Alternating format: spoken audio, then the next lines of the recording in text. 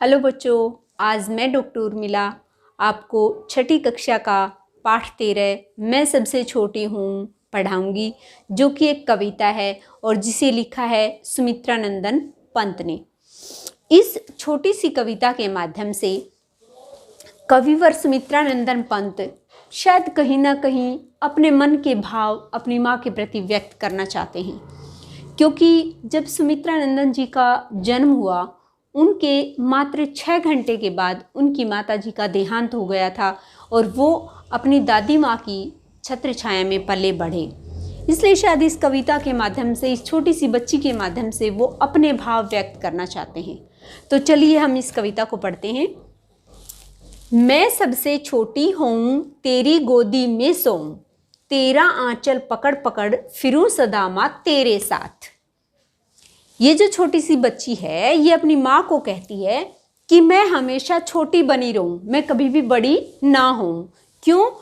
तेरी गोदी में सोऊं, मैं छोटी रहूं और तेरी गोदी में सोती रहूं। क्योंकि जब छोटे बच्चे होते हैं तो मम्मी कोई काम नहीं करती, और मम्मी काम नहीं करती, हमेशा उस बच्चे की ही केयर करती है, उस बच्चे के पास रहती है, उस बच्चे को नहलाती है, खिलाती है, धुलाती है, पिलाती है और हमेशा उसके पास रहती है।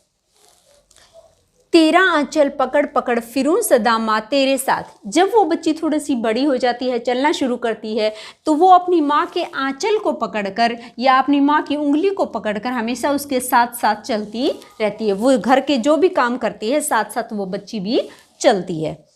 बड़ा बनाकर पहले हमको तू पीछे चलती है मात। फिर वो लड़की क्या कहती है कि हे माँ, पहले तू हमको बड़ा बना देती है और फिर हमें छलती है, यानी धोखा करती है, हमारे साथ धोखा करती है। और वो क्या धोखा करने की बात कह रही है? हाथ पकड़ फिर सदा हमारे साथ नहीं फिरती दिन रात। ये जो लड़की है ये अपनी माँ को शिकायत करते हुए कहती है कि आप हमें बड़ा बनाकर हमारे साथ धोखा करती हो। क्या धोखा करती हो? कि हाथ पकड़ फिर सदा हमारे साथ नहीं फिरती दिन रात, कि हमें बड़ा करके तू हमारे साथ नहीं रहती, हमेशा हमारा हाथ पकड़ के हमारे पास नहीं रहती, हमें छोड़कर दूसरे कामों में लग जाती है। आगे क्या बताया है? अपने कर से खिला धुला मुख, धूल पोंछ सज्जित कर गात, थमा खिलौने नहीं सुनाती हमें सुखद परियों की बात। और क्या कहती है लड़की? जब जैसे बच्चा थोड़ा सा बड़ा होता है तो माँ को और भी बहुत सारे काम करने पड़ते हैं, तो इसलिए वो क्या करती है?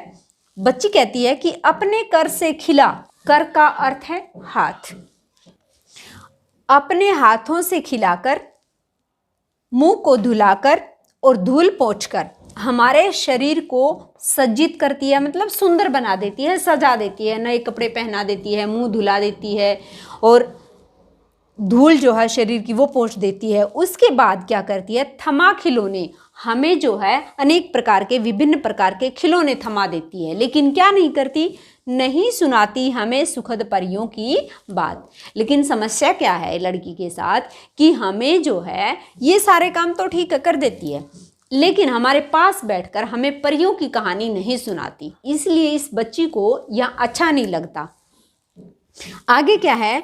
ऐसी बड़ी न होऊं मैं, तेरा स्नेह न खोऊं मैं इतनी बड़ी नहीं होना चाहती कि मुझे तेरा स्नेह खोना पड़े। तेरे आंचल की छाया में, ये लड़की जो है वो हमेशा अपनी माँ के आंचल में सोए रहना चाहती है, अपने माँ की आंचल की छत्र छाया में रहना चाहती है। छिपी रहूं निष्प्रह निर्भय, और वो निश्चिंत होकर, निर्भय होकर उसके आंचल में हमेशा छुपे रहना चाहती है। और उसके बाद क्या करना चाहती है? कहूँ दिखा दे चंद्रोदय। और ये लड़की क्या कहना चाहती है? कि मुझे बाहर ले जाकर चांद का निकलना, चंद्रोदय चांद का निकलना, तो मुझे चांद का निकलना दिखा दो। इस प्रकार ये छोटी बच्ची इस कविता के माध्यम से अपनी माँ को कहना चाहती है कि मैं हमेशा छोटी रहना चाहती हूँ, बड़ी नहीं होना चाहती, क्योंकि वो अपनी माँ से दूर नहीं होना चाहती। माँ जो है छोटे बच्चों के हमेशा पास रहती है, लेकिन जैसे जैसे बड़े बच्चे हो जाते हैं कि माँ को दूसरे घर के काम भी करने पड़ते हैं, इसलिए वो उनको छोड़कर बाकी घर के काम करने लग जाती है, जो इस बच्ची को अच्छा नहीं लगता। इसीलिए ये लड़की क्या कहती है कि मुझे हमेशा छोटे ही बने रहना है, मुझे बड़े नहीं होना। अभी ये हमारी छोटी सी कविता पूरी हुई। Thank you.